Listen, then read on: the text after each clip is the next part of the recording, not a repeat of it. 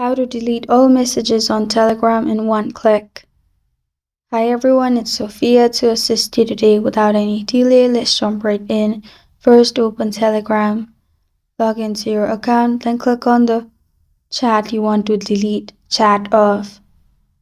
Click on the person's chat, then you'll find three dots on top right corner of your screen in the chat. Simply click on three dots located on top right. You will find clear history option. Below change wallpaper, click on clear history, then click on delete.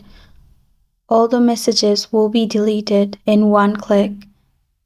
And this is how to delete all messages on Telegram in one click. Thank you for joining me today. If this video helps you out, please leave a like and subscribe for more. Got a question or want to suggest a topic? Comment below. I am Sophia signing off until next time.